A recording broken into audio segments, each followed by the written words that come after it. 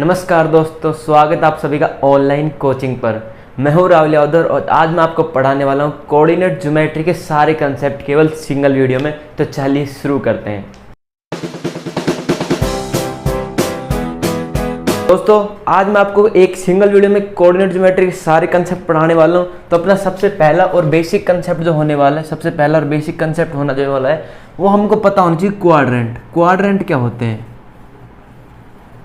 ये हमने बचपन में भी पढ़ा था, क्लास 10th क्लास 12 में पढ़ते हैं, लेकिन मैं आपको बताता हूँ एक बार और कि क्वाड्रेंट क्या होता है। सबसे पहले मैं वाई एक्सिस डाल लेता हूँ और फिर मैं डाल लेता हूँ अपनी एक्स एक्सिस।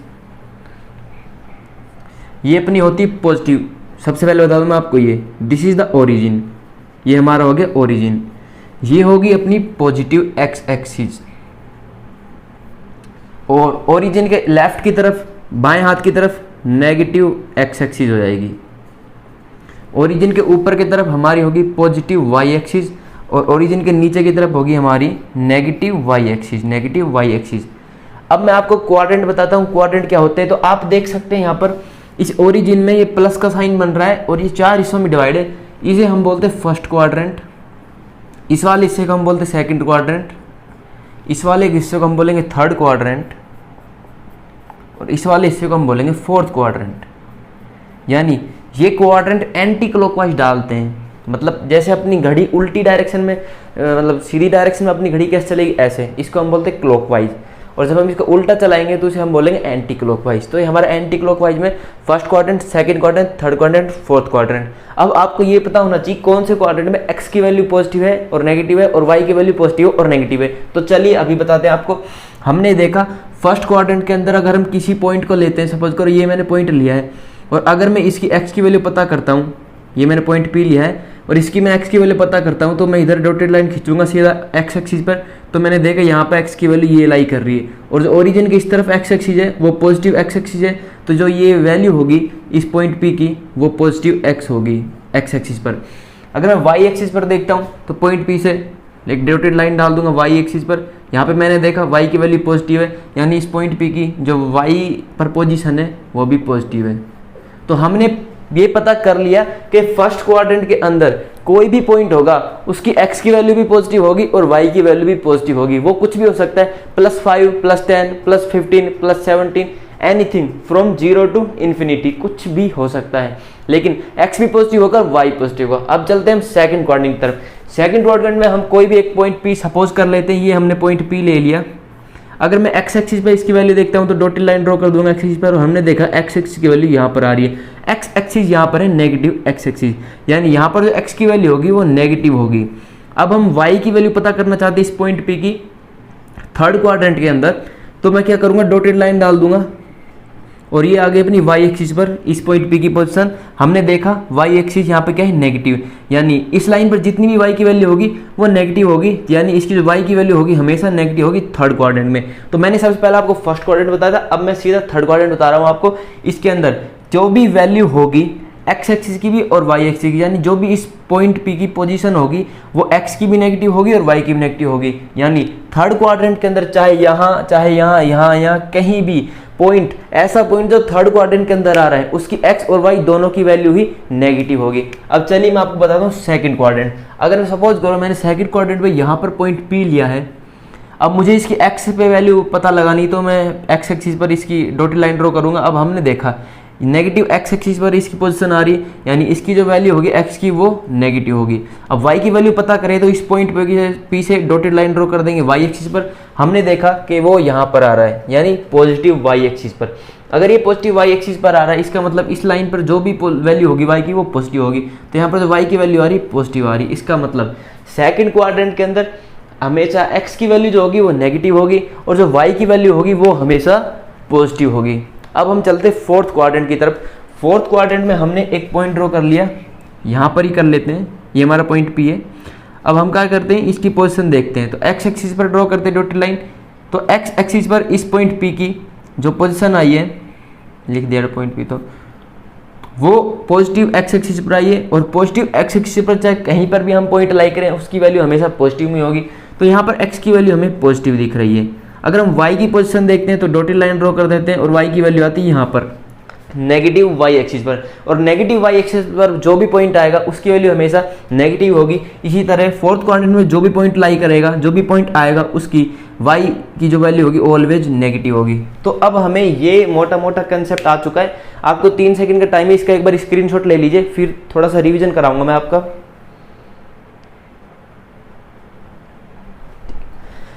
उम्मीद है आपने स्क्रीनशॉट ले लिया और नोट्स बना रहे हैं साथ में। तो अब ये हमारे क्या काम आएगा, हमसे क्वेश्चन में वैल्यू देगा, हमसे क्वेश्चन में ऐसे बोलेगा कि एक पॉइंट P है और उसकी हमसे पोजीशन दे देगा -2 + 5।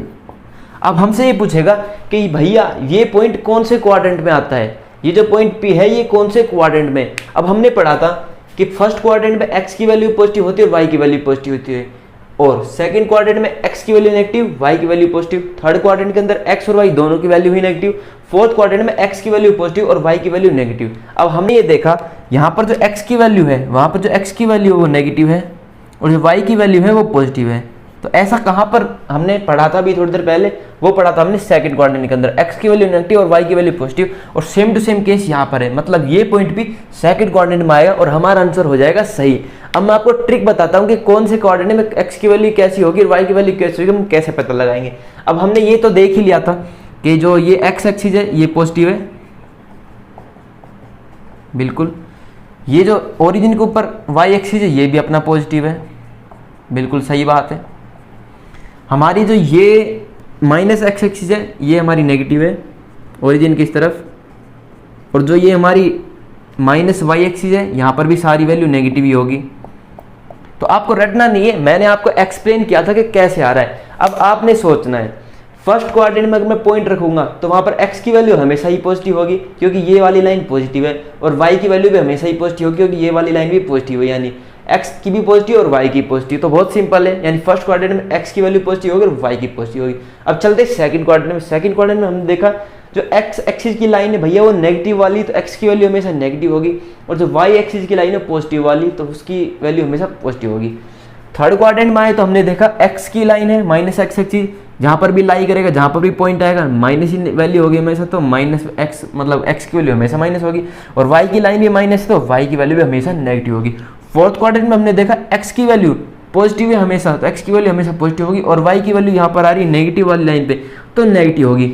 ये जो आपके सामने एक तरह का चार्ट आया है, आप दोबारा से एक बार इसका स्क्रीनशॉट ले लीजिए और आप इसमें माइंड मैप्स बना सकते हैं, आप इसमें, और मतलब आपको ज़्यादा रटने की ज़रूरत बिल्कुल भी नहीं पड़ेगी, और ये काम आएगा केवल ये पता लगाने में कि पॉइंट कौन से क्वाड्रेंट के अंदर आ रहा है। अब हम चलेंगे सेकंड कंसेप्ट की तरफ जो कि काफ़ी आसान होने वाला है, और काफ़ी आसान भाषा में मैं आपको समझा दूंगा उस पॉइंट को। एक बार इसको मिटान लेते हैं, सेकंड कंसेप्ट की तरफ चलेंगे। तो हमने जो फर्स्ट कंसेप्ट पढ़ा वो क्वाड्रेंट, उम्मीद है आपको काफ़ी अच्छे से समझ में आया होगा।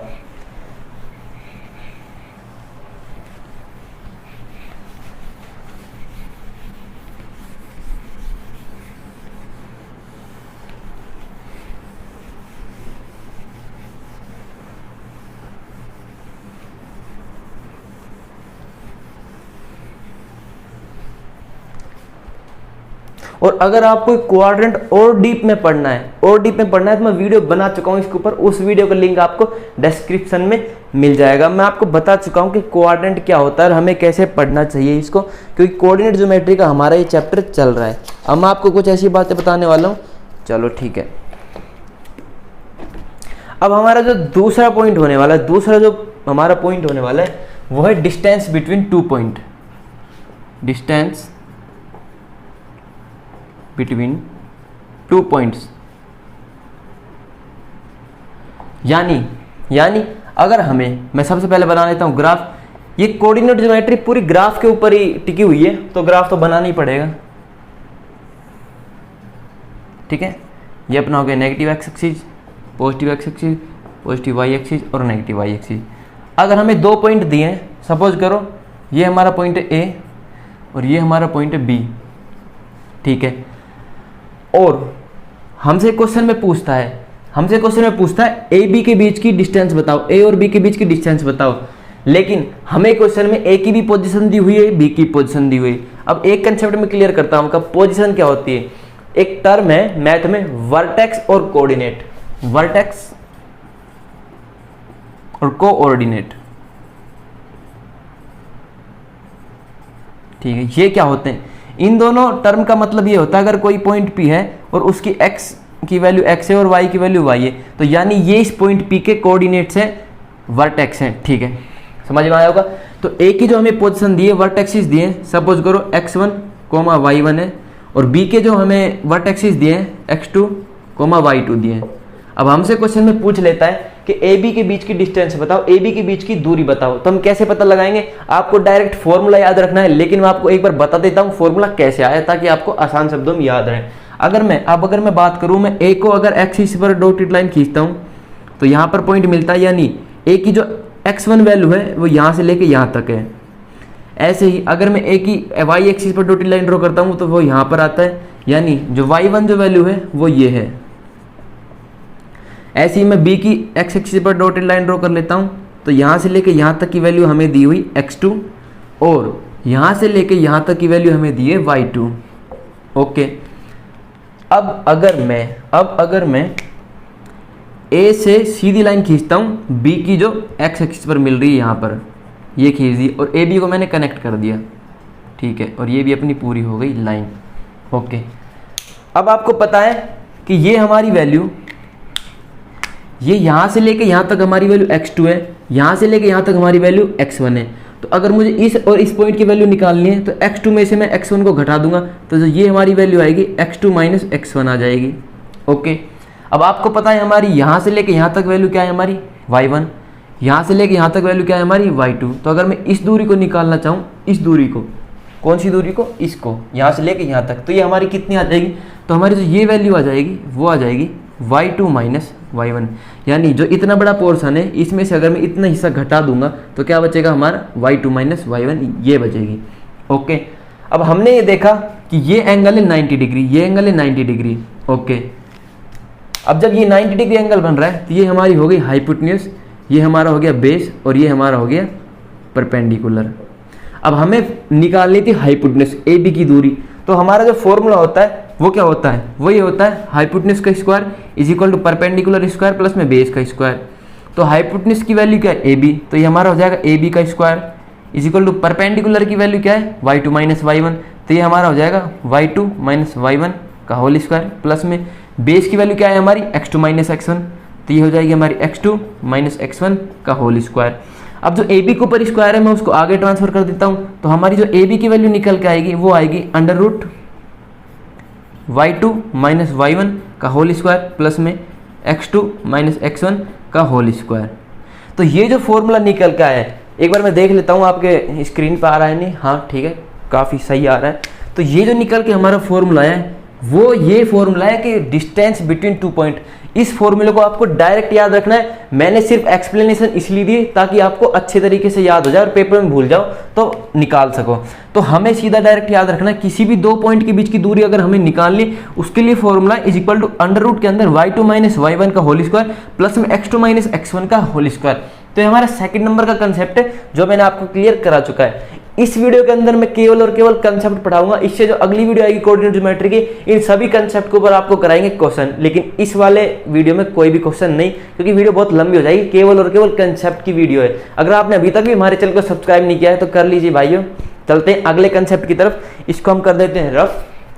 मैं कोई भी वीडियो का पार्ट कट नहीं कर रहा हूँ ताकि आपको पूरी फीलिंग आए जैसे कि मैं आपको घर पर ही पढ़ा रहा हूँ। एडिटिंग वगैरह कुछ भी नहीं है, सीधा जैसा बनाया वैसा ही डाल रहा हूँ, आपके सामने ही रफ कर रहा हूँ मैं।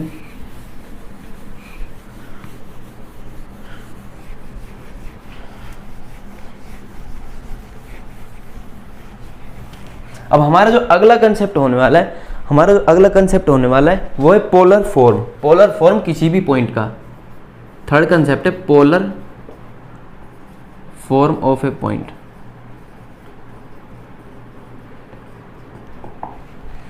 हमारा जो नेक्स्ट कंसेप्ट है, third concept, polar form of point. अब मैं आपको बताता हूँ पोलर फॉर्म ऑफ पॉइंट होता क्या है। तो सबसे पहले वही अपना ग्राफ बना लेते हैं। ये हमारी negative x axis, positive x axis, positive y axis, negative y axis. अब मेरे को एक पॉइंट दिया, आपको मुझे किसी को भी लगा लो, एक पॉइंट दिया और इस पॉइंट का नाम दे दिया P, इस पॉइंट का नाम दे दिया P, और इस पॉइंट की जो हमें वैल्यू दी गई थी, इस पॉइंट की जो हमें वैल्यू दी गई थी वो x और y, यानी इसकी जो मार कर गिर गया, तो इसकी जो पॉइंट की हमें वैल्यू दी थी x और y दी थी। अब हमसे क्वेश्चन में पूछ लिया कि भैया आपको पॉइंट P दिया गया है और उसकी कोऑर्डिनेट्स और वर्टेक्स का मतलब मैंने आपको बताया था, यानी पोजीशन x पे क्या वैल्यू और y पे क्या वैल्यू है, तो वर्टेक्स की वैल्यू x और y दी गई। अब हमें इसका पोलर फॉर्म ऑफ पॉइंट बताओ। अब पोलर फॉर्म क्या होती है वो मैं आपको बता देता हूँ। तो पोलर फॉर्म ये होती है, अगर मैं इस पॉइंट P को, P पॉइंट मैंने ले लिया, जो हमारी ओरिजिन है, ओरिजिन इसको मैं मानता हूँ सेंटर, इसको मैंने माना सेंटर, और इसको मैंने सेंटर मानते हुए एक स्ट्रेट लाइन ड्रॉ कर दी पॉइंट P के ऊपर, बिल्कुल कर दी, जिसे मैंने माना रेडियस, जिसे मैंने माना रेडियस, और उसको मैंने R से डिनोट कर दिया। अब मुझे क्या करना है, R रेडियस को डिनोट करते हुए मुझे एक सर्किल ड्रॉ करना है। तो देख लेना भाइयों, हाँ ठीक ठाक, बढ़िया ड्रॉ हो गया, गोल ये। तो ये जो सर्किल बना है, ये जो सर्किल बना है, इसकी रेडियस है R, और R रेडियस का है सर्किल, यानी ओरिजिन से लेके पॉइंट P तक की जो डिस्टेंस है उसे हमने रेडियस का है, और इस रेडियस के बेसिक्स पे हमने एक सर्किल ड्रॉ कर दिया है, हमने एक चक्र ड्रॉ कर दिया है। और हमें दूसरा काम क्या करना है, दूसरा काम हमें ये करना है, इस पॉइंट P से हमने x एक्सिस पर एक लाइन खींच देनी है, यहाँ तक ये लाइन आ गई, ठीक है, यानी यहाँ से लेके यहाँ तक की वैल्यू है x, और यहाँ से लेके यहाँ तक की वैल्यू है y। ये पॉइंट P की शुदाई में यहाँ पर ये लिख दी ना मैंने यार, इसलिए थोड़ा ज़्यादा कॉम्प्लेक्स हो जाएगा, इसलिए मैं साइड में लिख रहा हूँ, यानी यहाँ से लेके यहाँ तक की वैल्यू y है और यहाँ से लेके यहाँ तक की वैल्यू x है, जो हमें क्वेश्चन में दी गई है। अब पॉइंट P की हमसे पोलर फॉर्म पॉइंट पूछ लेता है, पोलर फॉर्म पॉइंट पूछ लेता है। तो एक सबसे इंपॉर्टेंट बात जो पोलर फॉर्म ऑफ पॉइंट की, वो है एंगल थीटा। तो जो हमारी रेडियस है, जो हमारी डिस्टेंस है ओरिजिन से लेकर पॉइंट P तक, वो x एक्सिस पर एक एंगल बना रहा होगा, और उस एंगल का नाम हमने दिया थीटा, उस एंगल का नाम हमने दिया थीटा। एक बार मोबाइल में स्क्रीन में देख लेते हैं, सही दिख रहा है ना, हाँ ठीक है, अच्छा दिख रहा है, कोई दिक्कत नहीं है। उसको हमने एंगल माना है थीटा, उसको एंगल माना है थीटा। तो पोलर फॉर्म ऑफ पॉइंट में रेडियस और थीटा का भाई साहब बहुत ही बड़ा रोल है, बहुत ही बड़ा रोल है। तो अब हमें पोलर फॉर्म ऑफ पॉइंट बताना है, यानी हमें जो x की वैल्यू और y की वैल्यू उसे हम r से रिलेट करेंगे, रेडियस से रिलेट करेंगे। अब अगर हम देखते हैं थीटा, अगर यहाँ पे tan थीटा लेता हूँ, tan थीटा बाद में आएगा, कैसे आएगा ये बताता हूँ। अब मुझे क्या करना है, x को भी r से रिलेट करना है और y को भी r से रिलेट करना है, ठीक है। अगर हम बात करें साइन थीटा की, साइन थीटा क्या वैल्यू होती है हमारी, परपेंडिकुलर अपॉन में हाइपोटेन्यूज। साइन थीटा की वैल्यू होती है परपेंडिकुलर बटे में हाइपोटेन्यूज। अब हमारे यहाँ पे परपेंडिकुलर क्या है, परपेंडिकुलर है हमारा ये y, तो हम यहाँ पे y लिख देंगे, और हमारा हाइपोटेन्यूज क्या है, हाइपोटेन्यूज हो जाएगा हमारा r, यहाँ पे हमने r लिख दिया। तो इसको फर्दर हम प्रोसीड करेंगे, तो sine theta is equal to आ जाएगा y बटे में r, ओके। अब अगर मैं इस r को यहाँ पर ले आता हूँ, तो y की वैल्यू आ जाएगी r साइन थीटा, y की वैल्यू आ जाएगी r साइन थीटा। अब आपको ये समझ में आया है कि y is equal to r sine theta कैसा है। मैंने साइन थीटा लिया, साइन थीटा की वैल्यू होती है परपेंडिकुलर बटे में हाइपोटेन्यूज, परपेंडिकुलर थीटा के सामने y है, अपन ने y लिख दिया, और जो अपनी हाइपोटेन्यूज है वो है रेडियस है, जो कि डिस्टेंस है from the origin to the point P, हमने रेडियस लिख दी, यानी sine theta is equal to y बटे r है, r को मैं साइन थीटा के पास मल्टीप्लाई कर दिया, तो y इज इक्वल टू आ गया r साइन थीटा, यानी इस y की वैल्यू मैं निकाल चुका हूँ, और वो आ गई अपनी r साइन थीटा, यानी y और r में हमने रिलेशन निकाल लिया। अब जो सेकेंड कंसेप्ट है अपना, हमको x में और r में वैल्यू निकालनी, तो मैं देखता हूँ कोस थीटा। कोस थीटा क्या होता है अपना, बेस बटे में हाइपोटेन्यूज, बेस बटे में हाइपोटेन्यूज। अब हमारा बेस क्या है, यहाँ पर बेस है हमारा x। अब आपको एक बार मैं ये बताता हूँ बेस परपेंडिकुलर हाइपोटेन्यूज कैसे निकालते हैं। जो भी हमें ट्राइंगल के अंदर एंगल दिया हुआ है, उसके सामने जो साइड होती है वो होती है परपेंडिकुलर, ओके। परपेंडिकुलर के सामने जो साइड होती है वो होती है हाइपोटेन्यूज, और जो बची हुई साइड है वो होती है बेस। एंगल के सामने वाली साइड परपेंडिकुलर, परपेंडिकुलर के सामने वाली साइड हाइपोटेन्यूज, और बची हुई जो साइड है वो हमारी हो जाएगी बेस। तो हमने देखा बेस है हमारा x, तो हमने x लिख दिया, हाइपोटेन्यूज है हमारी रेडियस r लिख दिया, यानी cos theta is equal to आ गया x बटे में r। अब हम r को ले जाके मल्टीप्लाई कर देंगे तो x इज इक्वल टू आ गया हमारा r cos theta, x is equal to हमारा आ गया r कोस थीटा। यानी हमने x और r में भी रिलेशन निकाल लिया है, यानी यहाँ पर जो हमारी x की वैल्यू निकाल के आई है वो है हमारी r कोस थीटा। बस इतना ही तो हमें करना था, इतना ही तो हमें करना था। अभी हमारी इस पॉइंट P की पोलर फॉर्म ऑफ पॉइंट निकल के आ चुकी है। तो जो पोलर फॉर्म पॉइंट का जो मेन फॉर्मूला है वो है r कोस थीटा, ये आपको याद रखना है, r साइन थीटा। अगर किसी भाई बहन को ये समझ में नहीं आया है तो कोई टेंशन वाली बात नहीं है, आपको सिर्फ ये फॉर्मूला याद रखना है, ये पोलर फॉर्म का पॉइंट का ये फॉर्मूला है, इससे हमारे क्वेश्चन हो जाएंगे। अब आपको क्वेश्चन किस तरीके देंगे, मतलब क्वेश्चन एग्जाम्स में वो मैं बता देता हूँ, लेकिन क्वेश्चन किस टाइप के आएंगे, क्या वैल्यू आएगी, कैसे क्वेश्चन पूछे जाएंगे वो अगली वीडियो में बताऊँगा, केवल कंसेप्ट बता रहा हूँ इसमें। तो हमें r की वैल्यू ये है, तो हमें क्वेश्चन में क्या करेगा, पॉइंट P की x और y की वैल्यू दे देगा, ठीक है, और r की भी वैल्यू दे देगा, दे भी सकता है नहीं भी दे सकता। हमें सबसे पहले एंगल थीटा पता लगाना होगा।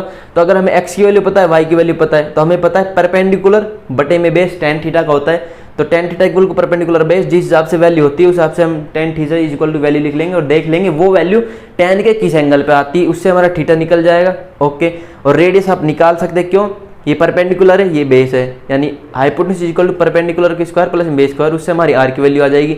और हम r कोस थीटा जो हमारा एंगल आएगा और कोमा r साइन थीटा जो हमारा एंगल आएगा, उससे हम पोलर फॉर्म पॉइंट निकाल सकते हैं।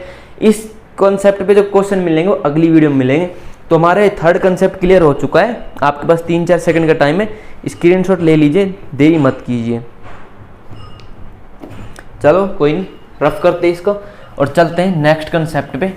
नेक्स्ट कंसेप्ट हमारा होने वाला point integration formula. Next concept हमारा होने वाला पॉइंट इंटीग्रेशन फॉर्मूला।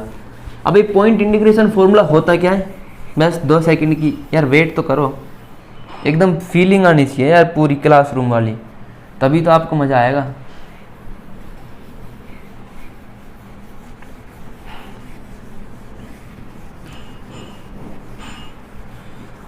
ओ बच्चों पढ़ लो भैया, पढ़ लो भैया, पढ़ लो भैया, वरना किस्मत ऐसा पटक के मारेगी, याद ही रखोगे। यही टाइम है पढ़ने का। व्हाट्सएप, इंस्टाग्राम, फेसबुक कुछ भी मत चलाओ, सिर्फ पढ़ाई करो। अगर चलाते भी हो तो टाइम फिक्स करो उसका, पढ़ाई पे ध्यान दो। हमारा जो चौथा कंसेप्ट है वो है पॉइंट इंटीग्रेशन फॉर्मूला। इस कंसेप्ट का मैं डायरेक्ट आपको, ये शॉर्ट फॉर्म है, डायरेक्ट फॉर्मूला बताऊंगा, एक्सप्लेन नहीं करूंगा, कोई मतलब नहीं है एक्सप्लेन करने से। लेकिन अगर आपको देखना ही है कैसे आया तो मैं उसके ऊपर भी वीडियो बना चुका हूँ, लिंक डिस्क्रिप्शन में देख लेना जाके, कोई दिक्कत नहीं है। अब जो हमारा पॉइंट इंटीग्रेशन फॉर्मूला होता है वो 2 तरीके का होता है। जो पहला है वो है इंटरनल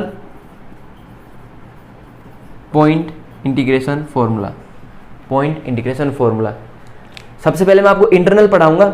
अब इंटरनल में आपको पढ़ा रहा हूं तो वही, सबसे पहले बनाओ graph, negative x axis, positive x axis, positive y axis, negative y axis. अब हमें क्या करना है, हमें 2 पॉइंट दिए हैं, ये हमारा पॉइंट ए है और ये हमारा पॉइंट बी है। इन दोनों पॉइंट को एक स्ट्रेट लाइन ज्वाइन कर रही है। ये तो मतलब मैं आपको ग्राफ में बता रहा हूँ, लेकिन क्वेश्चन में जब पेपर में आपसे क्वेश्चन पूछा जाएगा तो ज़रूरी नहीं है आप ऐसे डायग्राम बनाओ, दिमाग का यूज़ करो, मन में सॉल्व करो। और आप नॉर्मली ऐसे भी बना सकते हैं कि हमें एक लाइन दी हुई है, उसके 2 पॉइंट है, एक ए है एक बी है, एटसेट्रा, जैसा हम नॉर्मली करते हैं यार, मतलब पेपर में थोड़ी नहीं इतना तामझाम करेंगे। तो हमें एक लाइन दी है, मतलब 2 पॉइंट दिए ए और बी, और दोनों को स्ट्रेट लाइन से जोड़ दिया हमने, ठीक है। अब हमसे भाई साहब पेपर क्वेश्चन बोलता है कि एक पॉइंट आया जिसका नाम मैंने दे दिया सी, उसने लगा दिया कट, ए बी लाइन पे लगा दिया कट लगा दिया, और इस पॉइंट का नाम है सी, और ये हमारे कट लगा दिया। कट लगाने के बाद उसने जो ए बी की स्ट्रेट लाइन थी उसको 2 रेशो में डिवाइड कर दिया, 2 भाग में डिवाइड कर दिया।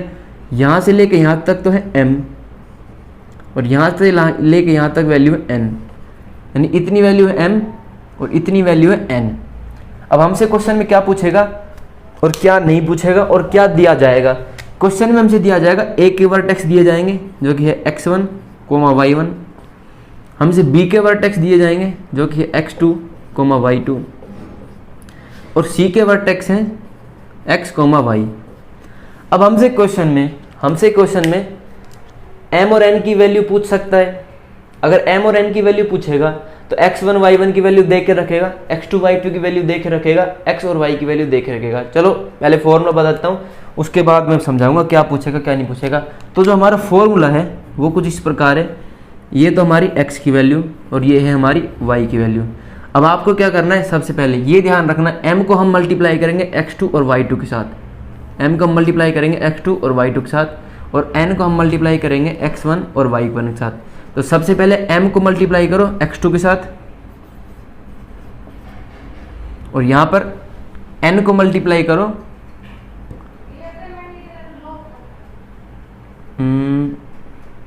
नहीं, हाँ हमने m को मल्टीप्लाई करना था x2। मैं ट्रिक बता रहा हूँ यार, फॉर्मूला तो मेरे को याद है, mx2 plus ny2, mx2 plus, यार ये तो बहुत बड़ी गड़बड़ होगी। हाँ फॉर्मूला हमारा है mx2 प्लस nx1 अपॉन में m plus n, comma my2 plus ny1 बटे में m प्लस में n। तो आपको मैं शॉर्ट ट्रिक बता रहा हूँ कैसे याद करना है। तो m को x2 और y2 के साथ मल्टीप्लाई करना है, n को x1 और y1 के साथ मल्टीप्लाई करना है। तो क्या करना है, हमें सबसे पहले m को ले लेते हैं, m को हमने x2 के साथ मल्टीप्लाई कर दिया और यहाँ पर कोमा देके m को हम y2 के साथ भी मल्टीप्लाई कर देते हैं। प्लस में n को x1 और y1 के साथ मल्टीप्लाई करो, तो यहाँ पे लिख दो n x1 और यहाँ पे लिख दो प्लस में n y1। अब दोनों के बटे में आ जाएगा m प्लस में n, m प्लस में n। ये जो हमारा फॉर्मूला निकल के आया है ये है हमारा internal point integration formula, internal point integration formula. अब आप कहोगे यार भैया आपको याद नहीं है, भाई मेरे को याद था लेकिन आपको ट्रिक बताने के चक्कर में कंफ्यूज हो गया मैं। तो ट्रिक बिल्कुल सही बताई है, एक बार इस ट्रिक से याद कर लो फिर मेमोराइज हो जाएगा हमेशा के लिए। ये हमारा फॉर्मूला है। सबसे पहले हम क्या करना है, ये ध्यान रखना है कि इस पॉइंट इंटीग्रेशन फॉर्मूला में m को x2 और y2 के साथ ही मल्टीप्लाई करना है और n को x1 और y1 के साथ। तो m को क्या करो x2 और y2 के साथ कर दो mx2 my2, फिर n को क्या करो x1 y के साथ मल्टीप्लाई कर दो प्लस में nx1 प्लस में ny1 बटे में m प्लस n। क्वेश्चन में क्या दिया जाएगा और क्या पूछा जाएगा।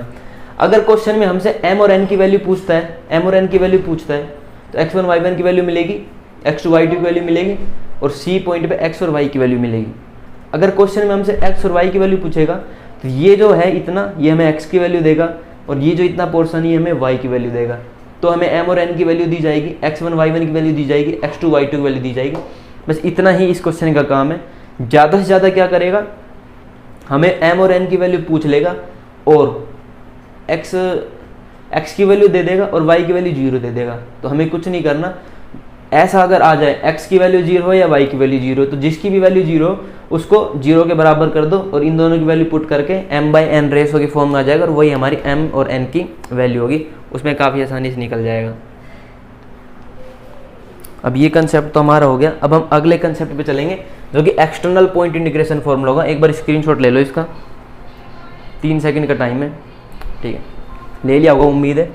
रफ करते हैं इसको और अब हम पढ़ेंगे external point integration formula. External point integration formula करते रफ। बहुत ज़्यादा पढ़ना पड़ता है भैया, ऐसे ही नहीं आता सब कुछ।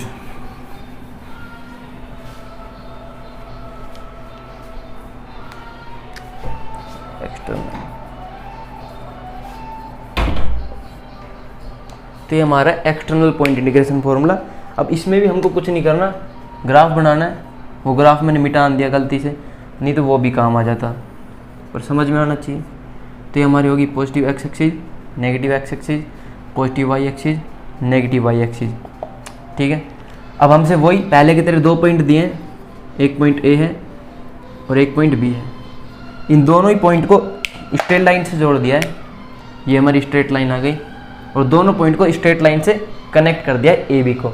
अब ये हमारा एक्सटर्नल पॉइंट इंटीग्रेशन फॉर्मूला, तो हमें नाम से ही पता चल रहा है कि भैया वो बाहर की तरफ कट करेगा। तो अगर मैं इस ए बी लाइन को ये फिर मार कर गिर गया यार, ये मार कर बहुत गिरते हैं। अगर मैं फिर से इस ए बी लाइन को एक्सटेंड करता हूँ, मैंने समझो यहाँ तक एक्सटेंड की और जो हमारा पॉइंट सी था उसने यहाँ पर कट लगाया, हमारा जो पॉइंट सी आया वो यहाँ पर आया, ठीक है, तो हमारा पॉइंट सी हो गया। अब जो हमारी एम की वैल्यू है, जो हमारी एम की वैल्यू वो यहाँ ए से लेके सी तक जो है वो हमारा एम है, और बी से लेके सी है जो हमारा एन है, यानी इतनी जो पूरी डिस्टेंस है ए से लेके सी तक वो हमारी एम होगी, और बी से लेके सी तक जो हमारी डिस्टेंस है वो एन होगी। तो एक तो ये बहुत बड़ा कन्फ्यूजन रहता है हमेशा कि इसमें m की डिस्टेंस कितनी है और n की डिस्टेंस कितनी है। तो m की डिस्टेंस होगी a से लेके c तक, m की डिस्टेंस होगी a से लेके c तक, और n की डिस्टेंस होगी b से लेके c तक। इसका जो फॉर्मूला है, जैसा मैंने आपको पहले बताया था कि m को हमेशा हमें x2 और y2 के साथ मल्टीप्लाई करना है। तो हमने यहाँ पर देखा a के जो हमें वर्टेक्स दिए थे x2, x1, y1 है अपने, b के जो हमारे वर्टेक्सेस हैं वो है x2, y2, c के हमारे वर्टेक्स x, y। ये भैया यूनिवर्सल है, वेरिएबल्स हैं x और y, चेंज होते रहेंगे, कोई दिक्कत नहीं है। तो हमें जो क्या करना है, m को x2 और y2 के साथ मल्टीप्लाई करना है, n को x1 और y1 के साथ मल्टीप्लाई करना है।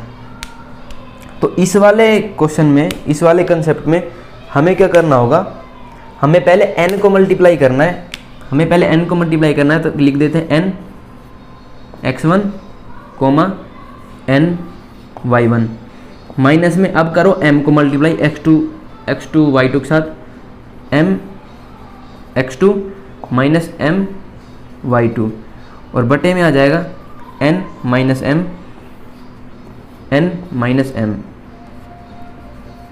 ये हमारा आ गया external point indication formula.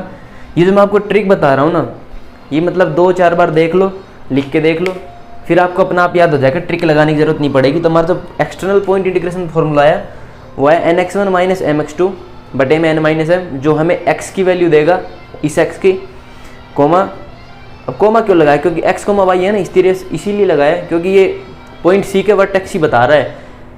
Primary function है पॉइंट c के वर्टेक्स बताना, लेकिन हमें m और n की वैल्यू भी बता सकता है, x2 y2 की वैल्यू बता सकता है और x1 y1 की वैल्यू बता सकता है। और ये हमेशा ध्यान रखना है कि जो इंटरनल पॉइंट इंटीग्रेशन फॉर्मूला था उसमें पॉजिटिव का साइन था और इसमें नेगेटिव का साइन है, उसमें जो पॉजिटिव का साइन था उसमें। अब एक बार आपको कन्फ्यूजन नहीं हो, इसलिए मैं इंटरनल पॉइंट इंटीग्रेशन फॉर्मूला का फॉर्मूला भी लिख देता हूँ। उसका फॉर्मूला था m x1 और mx2, और यहाँ पे कर दो y2 के साथ मल्टीप्लाई, प्लस में n x1 प्लस में n y1 बटे में m प्लस में n बटे में m प्लस में n। तो ये हमारा पॉइंट इंडिकेशन फॉर्मूला इंटरनल वाला है और ये हमारा एक्सटर्नल वाला है। तो डिफरेंशिएट करना बहुत ज़रूरी है। अब जो हमारा इंटरनल पॉइंट इंडिकेशन फॉर्मूला था उसके अंदर था हमारा ये, सबसे पहले m को x2 और y2 के साथ मल्टीप्लाई करो, mx2 my2 प्लस में nx1 और यहाँ पे प्लस में ny1 आएगा बटे में m प्लस n। लेकिन एक्सटर्नल वाले में माइनस करना है और n को हमें पहले लिखना है, ये ध्यान रखना है, बस सब कुछ हो जाएगा। कुछ भी मुश्किल नहीं होता भैया, सब कुछ आसान है अगर कोशिश करें तो ये हमारा जो चौथे नंबर का कंसेप्ट है बिल्कुल क्लियर हो चुका है, पॉइंट इंटीग्रेशन वाला। बिल्कुल भाई साहब, इसको कर देते हैं रफ। चलो स्क्रीनशॉट ले लो यार, स्क्रीनशॉट ही तो ले सकते हो, नोट्स बनाने की ज़रूरत ही नहीं है, स्क्रीनशॉट लो और काम तमाम नोट्स का। हमारे ज़माने में तो भाई साहब लिखते थे हम दबा दबा के, अभी भी हमारा ही ज़माना है यार, ऐसी कोई बात नहीं है। क्या सब्सक्राइब नहीं कर रहे बच्चे हैं बच्चे सब्सक्राइब नहीं कर रहे क्या? कोई बात नहीं यार, इनकी मर्जी। अरे करेंगे, ये करेंगे, इस वीडियो को नहीं देख कर अगली वीडियो में करेंगे, कभी ना कभी तो करेंगे ही। मुझे विश्वास है मेरे बच्चों पे भाई साहब, मेरे दोस्तों पे, मेरे भाई बहनों पे, कि पक्का मुझे सब्सक्राइब करेंगे, ऐसी उम्मीद है मुझे उनसे। देखो पूरी करेंगे या नहीं। चलो तो चलते हैं अगले कंसेप्ट पे, इसको मिटान देते हैं। तो ये मैंने जो आपको कंसेप्ट बताया ना भाई साहब, ये स्टार्टिंग के कंसेप्ट से। अब हमारा चलते 5वें कंसेप्ट के ऊपर। 5वां कंसेप्ट क्या होने वाला है? क्या आपने कभी सोचा है क्या हो सकता है? मैंने भी नहीं सोचा था कि ऐसा कंसेप्ट होगा। 5वां एक बार देख लेता हूँ मैं, कुछ मिस तो नहीं हो गया, चेक कर लेता हूँ एक बार। ठीक है,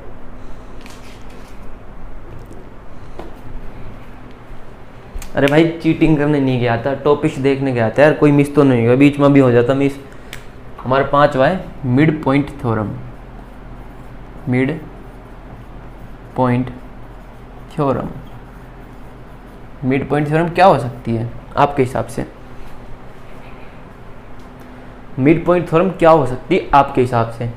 अगर हम बात करें हमें 2 पॉइंट दिए गए हैं, एक है हमारा ए और एक है हमारा बी, ठीक है, और उसको मैंने काट दिया बीच में से, यानी जो यहाँ से लेकर यहाँ तक की लेंथ है वो भी 1 होगी, सपोज कर रहा हूँ, और यहाँ से लेकर यहाँ तक की लेंथ भी सपोज करो 1 होगी, यानी मतलब ए बी को यार कोई दूरी है, यानी मैंने ए बी की दूरी जो मानी है वो मैंने 2 मानी है, और उसको अगर मैं बीच में से काटता हूँ तो 1 और 1 में बटेगी, यानी 1:1 में बटेगी, 1:1 में बटेगी।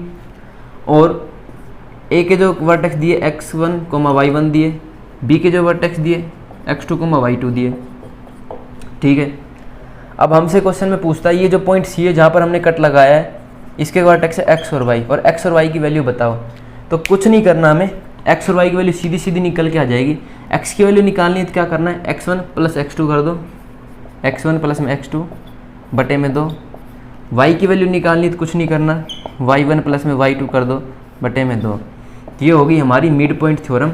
इसमें आपसे कुछ भी नहीं पूछेगा, x और y की वैल्यू पूछेगा, जो पॉइंट सी कट गया है बीच में 1:1 में डिवाइड किया है ए बी की लेंथ को, तो x की वैल्यू होगी x1 + x2 बटे में 2 होगी, y की वैल्यू होगी y1 + y2 बटे में 2। इस थ्योरम को याद कर लो, इस पर भी कुछ क्वेश्चन आते हैं एग्जाम में। अब चलते हैं अगले कंसेप्ट के ऊपर, कंसेप्ट नंबर 6, कंसेप्ट नंबर 6। और कौन सी फिल्म आ रही है बताओ भी कमेंट में। नहीं, मैं तो देखता नहीं हूँ यार, तुम तो बहुत देखते होगे ना, कोई दिक्कत नहीं है। अब हमारा अगला कंसेप्ट कुछ अलग ही हिसाब का होने वाला है, नाम नहीं है भैया उस कंसेप्ट का, वो कंसेप्ट कुछ ऐसा उसका नाम नहीं है, सीधा पढ़ाएंगे। कंसेप्ट नंबर 6 बिना नाम का डैश, उसके अंदर है पहला पॉइंट। अगर हमें एक लाइन ए बी दी है, अब ए बी लाइन को हम लेंगे खड़ा, मतलब वर्टिकल हमें ए बी लाइन दी है, ए और बी, और अब ए बी लाइन को एक एक्स एक्सिस काटती है, ये हमारी एक्स एक्सिस, इस एक्स एक्सिस ने इस ए बी लाइन को काटा, और इसने क्या किया, ए बी लाइन को m/n में डिवाइड किया, यानी यहाँ से लेके यहाँ तक की वैल्यू होगी m, और यहाँ से लेके यहाँ तक की वैल्यू हुई n। अब हमसे क्वेश्चन में पूछ लेता है कि भैया अब तुम बताओ m और n की वैल्यू बताओ। तो जो m और n का रेशो होगा वो होगा -y1/y2, -y1/y2। अब ये -y1/y2 कहाँ से आएगा, इसकी वैल्यू कहाँ से आएगी? तो जैसा कि यार मैं हमेशा बताता हूँ, a का वर्टेक्स हमें x1 और y1 मानना है जो भी क्वेश्चन में वैल्यू दी हो, और b का वर्टेक्स हमें x2, y2 मानना है। तो क्या करना है, हमें y1 की वैल्यू यहाँ से उठा के चेपनी है और y2 की वैल्यू यहाँ से उठा के चेपनी है, और m और n की वैल्यू हमें निकल के आ जाएगी। ये है आपकी शॉर्ट ट्रिक, जो कोई नहीं बताएगा भैया, चुटकियों में क्वेश्चन सॉल्व होगा। ये मतलब इसका जो बेसिक मेथड है ना, वो पॉइंट इंटीग्रेशन वाला है जो मैंने आपको बताया था, उसमें तो उलझ के रह जाओगे। अगर इस तरीके से सीधा बोल रहा है भैया एक्स एक्सिस काट रही है, ये फॉर्मूला लगा दो, ये कैसे आ रहा है, पॉइंट इंटीग्रेशन फॉर्मूले से आ रहा है, इंटरनल वाले से। क्यों? जब एक्स एक्सिस काट रही है यानी वाई की वैल्यू 0 है, तो वाई की वैल्यू 0 रख के ये फॉर्मूला निकल के आ रहा है, चाहे निकाल के देख लेना। तो हमारा अगर एक्स एक्सिस काट रहा है किसी ए बी लाइन को, तो m और n की जो वैल्यू हमें निकालनी है m/n, वो होगी -y1/y2। अगर एक्स एक्सिस काट रही है तो -y1/y2। और अगर आप कहें सर अगर y एक्सिस काटे तो हमारे ये 2 पॉइंट हो गए ए और बी, ए के हमें वर्टेक्स दिए हैं x1, y1, बी के हमें वर्टेक्स दिए हैं x2, y2, और इन दोनों को काट रही है क्या, इन दोनों को काट रही है y एक्सिस, ये हमारी होगी y एक्सिस। अब हमसे पूछता है भैया बहुत होशियार लगते हो तुम। तो बताओ, ये हमारा है m और ये हमारा है n, यहाँ से लेके यहाँ तक m, यहाँ से लेके यहाँ तक n। तो भैया हमें m/n की वैल्यू बताओ, m/n की वैल्यू बताओ। तो हम आपको बता देते हैं, m/n की वैल्यू होगी शॉर्टकट ट्रिक -x1 बटे में x2, यानी m की वैल्यू ये और n की वैल्यू ये, और दोनों का रेशो ये। क्या लगा भैया? बहुत आसान है? नहीं रे भैया नहीं, बहुत आसान नहीं है। m/n, m/n निकलेगा अपना -x1/x2। अगर y एक्सिस काटती है तो -x1/x2, अगर x एक्सिस काटती है तो -y1/y2। बड़े हैं ना जहरीले से कंसेप्ट बिना नाम के, स्क्रीनशॉट ले लो भाई। अब यार आप बोलोगे भैया आप बर में बोल रहे हो कि स्क्रीनशॉट ले लो, क्या चक्कर है ये? पता ही नहीं क्या चक्कर है।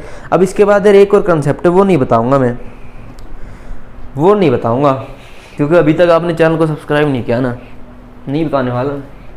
क्यों बता दो भाई, चैनल को सब्सक्राइब कर नहीं रहे। चलो कोई नहीं यार, अपनी भाई बहनों बता देते हैं। यार ये तो रेड कलर का पेन है ना, ये ढंग से हटता नहीं है, पता नहीं क्या दिक्कत इसके अंदर, इसलिए मैं लिखना कम पसंद करता हूँ रेड पेन से यार, क्योंकि गीले कपड़े से साफ़ होता है ये, सूखे से नहीं होता, ड्राई वाइप नहीं होता ना। अब जो इसके बाद जो कंसेप्ट है, एक कंसेप्ट है वो आपको क्वेश्चन के साथ समझ में आएगा। तो जब मैं क्वेश्चन वाली वीडियो बनाऊंगा ना, उसके साथ समझाऊंगा, तो चैनल को सब्सक्राइब करके बेल आइकन जरूर दबा लीजिए। उस कंसेप्ट को गोली मारो। अब चलते हैं नेक्स्ट कंसेप्ट पे। कंसेप्ट नंबर 7 लिखने की ज़रूरत नहीं है। अब हमें क्या निकालने, वर्टेक्स किसके, सेंट्रोइड के। अब कुछ बच्चों को तो यही नहीं पता होगा कि सेंट्रोइड होता क्या है। हेलो दोस्तों, तो किसी कारणवश वीडियो बीच में रुक गई, और अब जो वीडियो का अगला जो पार्ट है ये मैं रिकॉर्ड कर रहा हूँ अगले दिन। जो देख रहे थे आप वो मैंने करी थी पिछले दिन, अब ये नेक्स्ट दिन में रिकॉर्ड कर रहा हूँ। वो रिकॉर्ड नहीं हो पाई थी क्योंकि मोबाइल की बैटरी हो गई थी डाउन। तो चलिए, हम जिस टॉपिक पर थे वो था हमारा 6th-7 टॉपिक, जिसका नाम हमने दिया था vertex of centroid. Vertex of centroid मैंने ये यहीं पे छोड़ दिया था कि चलो यहीं से ही कंटिन्यू करेंगे, तो कोई दिक्कत नहीं है। मैं आपको बता रहा था सेंट्रोइड के वर्टेक्स हम कैसे निकालते हैं। अब सबसे पहले आपको ये पता होना चाहिए कि सेंट्रोइड होता क्या है। तो मैं आपको थोड़ा सा मोटा सा बता देता हूँ रफ में। अगर हम एक ट्राइंगल बनाते हैं, ये साइड हमारी होगी A, ये वाली हो गई B, और ये वाली साइड होगी हमारी C। ओके, जैसा कि आप देख पा रहे हैं ये साइड हमारी A, B, C, ये हमने ट्राइंगल बनाया। अब मैं ये जो A पॉइंट है, यहाँ से अगर मैं एक लाइन ड्रॉ करता हूँ सीधी की सीधी, ओके, और ये लाइन BC पर जहाँ पर टच कर रही है, अगर वो BC का क्या हो, मिड पॉइंट हो, मिड पॉइंट, ठीक है। तो ऐसी लाइन जो सामने वाली लाइन के मिड पॉइंट पर जाके मिले, उसे हम बोलते हैं मीडियन, ठीक है। ये तो समझ में आपको आ रहा होगा कि मीडियन हम किसे बोलते हैं। अगर हम ट्राइंगल में किसी एक पॉइंट से लाइन खींचे और सामने जिस लाइन पर टच हो उसके मिड पॉइंट पर जाके मिलनी चाहिए, तो उसे हम बोलेंगे मीडियन। ऐसे ही मैं B पॉइंट से एक मीडियन ड्रॉ कर लेता हूँ जो AC के मिड पॉइंट पर जाके टच हो रही है, और मैं C पॉइंट से एक मीडियन ड्रॉ कर लेता हूँ जो AB के मिड पॉइंट पर जाके मिल रही है। तो हमारे पास एक डायग्राम आ गया, लेकिन हमने एक चीज़ देखी, A की मीडियन, B की मीडियन और C की मीडियन, एक कॉमन पॉइंट है जहाँ पर ये तीनों आकर मिल रही है यहाँ पर। इसे हम क्या बोलते हैं, इसे हम बोलते हैं सेंट्रोइड। यही हमारा सेंट्रोइड है। अब हिंदी में क्या बोलते हैं यार मुझे नहीं पता ना, मुझे मतलब रिसर्च करनी है इसी बेसिस पे। इंग्लिश में पढ़ो, क्योंकि आपको कंपटीशन निकालना है तो इंग्लिश तो पढ़नी ही पड़ेगी, तो क्यों ना आप मैथ भी इंग्लिश में पढ़ो, तो आपको समझ में आ गया कि सेंट्रोइड की जगह बोलते हैं जहाँ पर तीनों पॉइंट्स की मीडियन आपस में मिलती है, उस पॉइंट को हम बोलते हैं सेंट्रोइड।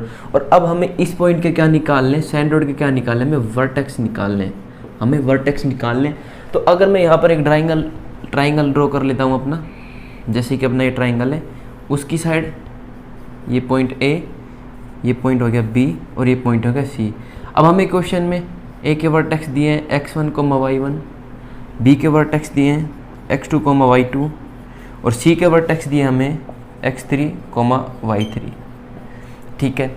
और हमें जो साइड दिए A से लेके B तक की लेंथ हमें दिए, चलो C, स्मॉल सी ले लेते हैं, यहाँ से लेके यहाँ तक की लेंथ स्मॉल सी है, यहाँ से लेके यहाँ तक की लेंथ स्मॉल ए है, और यहाँ से लेके यहाँ तक की लेंथ स्मॉल बी है। ठीक है, अब इसका फॉर्मूला कैसे आया वो अगर मैं आपको बताऊं तो उससे कोई मतलब नहीं है, पेपर में 1% भी काम नहीं आएगा। अब मैं सीधा आपको फॉर्मूला बता रहा हूँ कि किस फॉर्मूले से हमें वर्टेक्स निकालना है। तो अगर हम देखें हमारा सेंट्रोइड यहाँ पर बन रहा है, जैसा कि हम उस डायग्राम में देख चुके हैं, तो ये अपना सेंट्रोइड है। अब इसके हमें वर्टेक्स निकालने, तो जो इनके जो वर्टेक्स का फॉर्मूला है ना, इनके जो वर्टेक्स का फॉर्मूला है वो कुछ इस प्रकार है, x1 plus x2 plus x3 बटे में 3, coma y1 plus y2 plus y3 बटे में 3। तो ये जो हमारा फॉर्मूला है काफ़ी इंपॉर्टेंट फॉर्मूला है और आपको याद होना चाहिए, आपको कुछ मतलब नहीं है ये फॉर्मूला कैसे आया है, क्योंकि भैया आपको एग्जाम में क्वेश्चन सोल्व करना है, आपको वहाँ पर PhD नहीं करनी। आपसे ऐसे कोई नहीं पूछेगा कि हमें वेरीफाई करके बताइए कि ये फॉर्मूला कैसे निकल के आए, कोई नहीं पूछने वाला। आपसे सिर्फ क्वेश्चन में वैल्यू पूछी जाएगी सेंट्रोइड के वर्टेक्स की, जो कि इस फॉर्मूले से आएगी। तो जो हमारा फॉर्मूला है x1 plus x2 plus x3 बटे में 3, जिससे हमारी आएगी x की वैल्यू, और y1 plus y2 plus y3 बटे में 3, जिससे हमारी y की वैल्यू आएगी। तो उम्मीद है आपको ये फॉर्मूला काफ़ी अच्छे से समझ में आ गया और याद रखने में काफ़ी आसान है। अगर हमें x की वैल्यू निकालनी है, वर्टेक्स में x की वैल्यू निकालनी है, तो तीनों x को जोड़ दो और बटे में 3x को जोड़ रहे हैं तो बटे में 3 कर रहे हैं, यानी x1 plus x2 plus x3 बटे में 3। y की वैल्यू निकालनी है तो y1 plus y2 plus y3 बटे में 3, ये y की वैल्यू आ गई, और x और y दोनों की निकल रही इससे, यानी इस वाले हिस्से से हमारी x की वैल्यू आएगी, इस वाले हिस्से से हमारी y की वैल्यू आएगी। इसके बेसिस पे क्वेश्चन करेंगे नेक्स्ट पार्ट में, जो स्पेशल डेडिकेटेड वीडियो होगी कोऑर्डिनेट ज्योमेट्री के ऊपर क्वेश्चंस की, जो कि एग्जाम में सबसे ज़्यादा पूछे जाते हैं। तो अभी तक हमारे चैनल को सब्सक्राइब नहीं किया तो कर लीजिए। अब बढ़ते हैं नेक्स्ट कंसेप्ट की तरफ, जो होगा हमारा वर्टेक्स का ही, लेकिन वर्टेक्स अब निकालेंगे हम इन सेंटर का। हमारे सिलेबस में ये 2 ही वर्टेक्सेज हैं, इन सेंटर और एक मिनट, ये मिट क्यों नहीं रहा यार, हाँ हमारे सिलेबस में 2 ही वर्टेक्स हैं, एक तो सेंट्रोइड और एक इन सेंटर का। अब सेंट्रोइड तो मैंने आपको बता दिया है क्या होता है, जहाँ पर तीनों मीडियन मिलती है उस पॉइंट को हम बोलते हैं सेंट्रोइड। अब ऐसे ही मैं आपको सबसे पहले इन सेंटर बताऊंगा कि इन सेंटर क्या होता है, फिर मैं समझाऊंगा इन सेंटर के वर्टेक्स हम कैसे निकालेंगे। तो यहाँ से सेंट्रोइड को हटा देते हैं, अब यहाँ पे लिख देंगे हम इन सेंटर।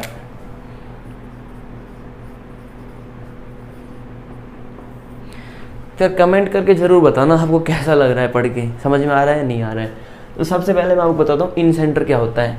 तो जैसा कि हमने पहले एक ट्राइंगल ड्रॉ किया था, सेम टू सेम वैसे ही एक ट्राइंगल ड्रॉ कर लेते हैं।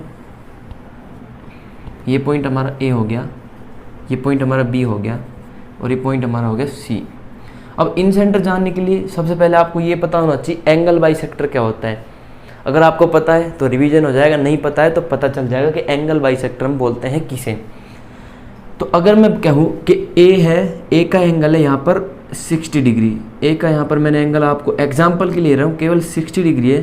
तो अगर मैं ऐसी लाइन खींचूँ, ए पॉइंट से जो पूरी की पूरी BC पे जाके टच हो, और वो इस 60 एंगल को 2 बराबर हिस्सों में बांट दे, उसे हम बोलेंगे एंगल बाइसेक्टर। अगर मैं यहाँ पर एक एंगल बाइसेक्टर खींचता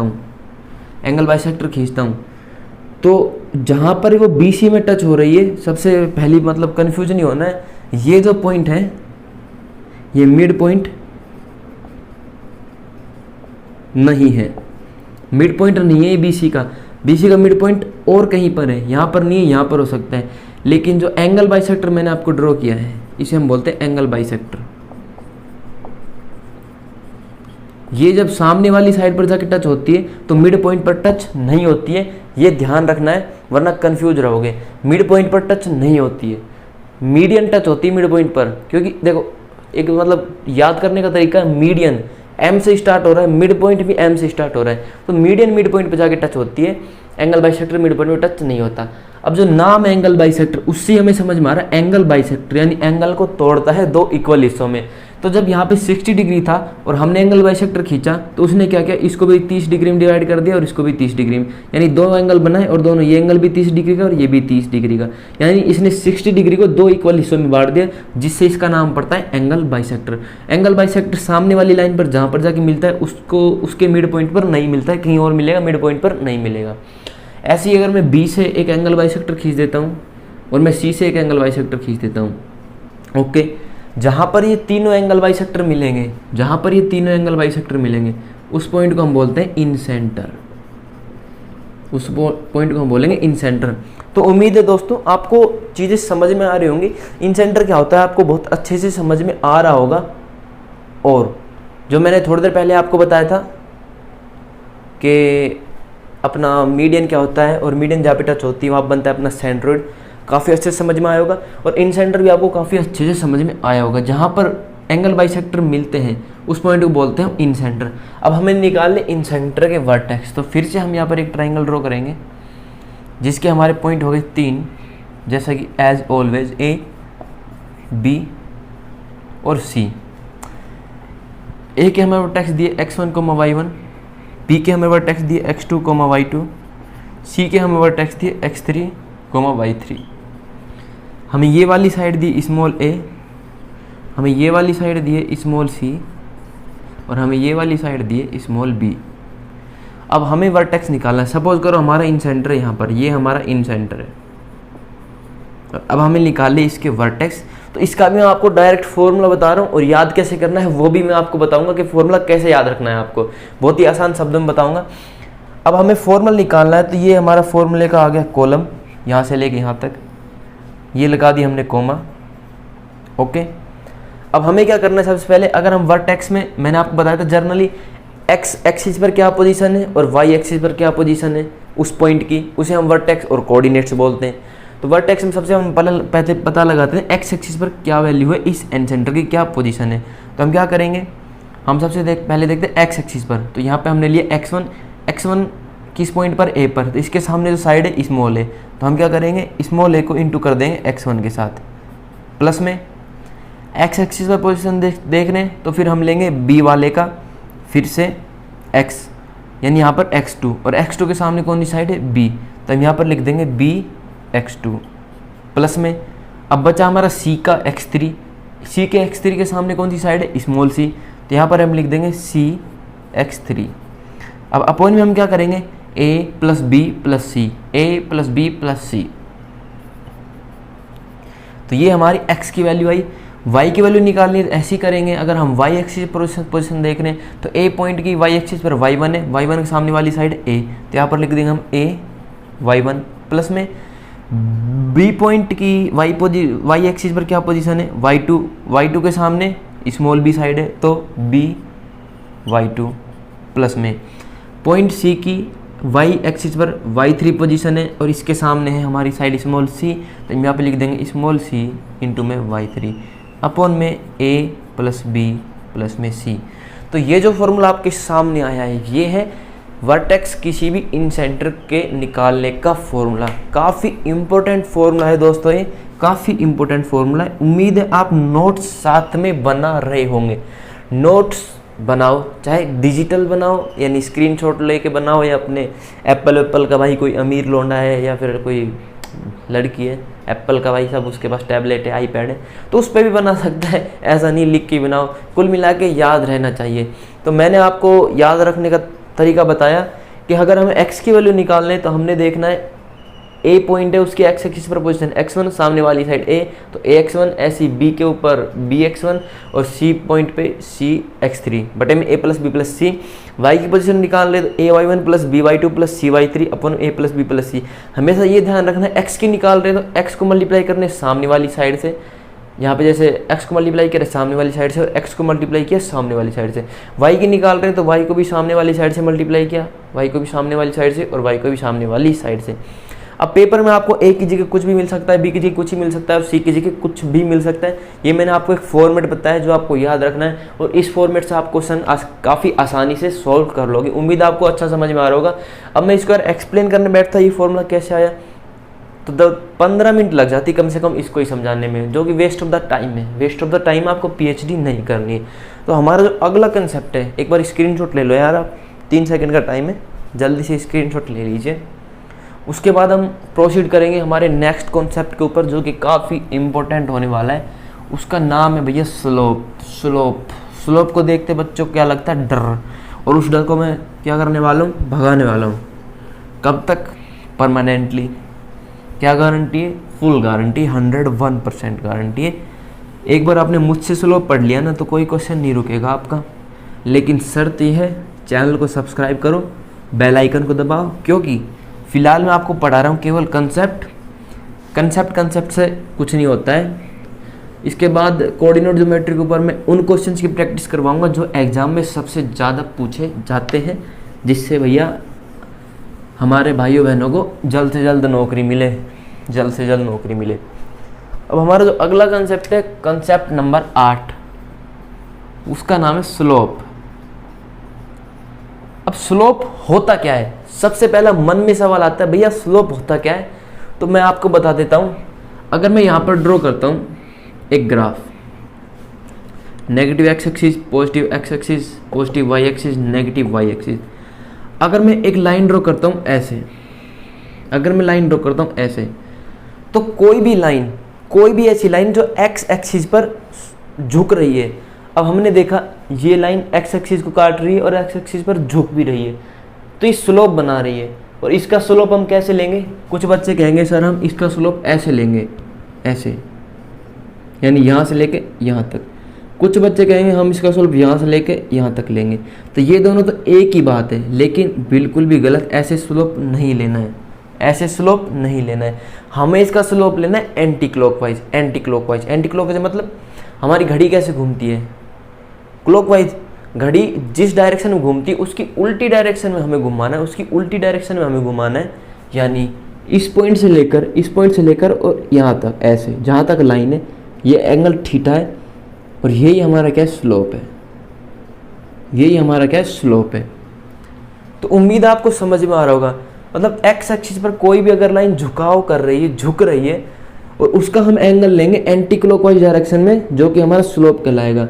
लेकिन वाई एक्सिस पर कोई लाइन नहीं झुक सकती, केवल एक्स एक्सिस पर कोई लाइन झुकेगी, तो उसका ही हम स्लोप निकाल सकते हैं।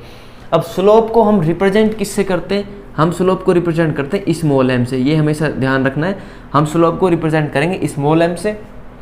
और एक जो पहले मैं आपके सामने स्लोप्स के फॉर्मूले, मतलब जितने भी कंसेप्ट है वो बता रहा हूँ। अब हमारा एक फॉर्मूला होता है स्लोप का, m = tan theta, m = tan theta. अब ये फॉर्मूला किस काम आएगा वो मैं बता देता हूँ आपको यहीं। अगर मैं क्वेश्चन में देता है थीटा की वैल्यू 50 डिग्री, थीटा की वैल्यू हमसे दे दी 50 डिग्री। अब हमसे पूछ लेता है एग्जामिनर पेपर में कि m की वैल्यू बताओ, यानी स्लोप की वैल्यू बताओ। तो जैसा कि हमें पता है m = tan theta, slope = tan theta होता है, तो हम सीधा सीधा यहाँ पर कह देंगे भैया इसकी वैल्यू होगी tan 50 डिग्री। tan 50 डिग्री ये हमारा हो जाएगा आंसर। इस फॉर्मूले का ऐसे यूज करेंगे, ऐसे यूज करेंगे। अगले कंसेप्ट की तरफ चलते हैं। एक हम बोलते हैं y = mx + c, y = mx + c। ये क्या चीज़ है?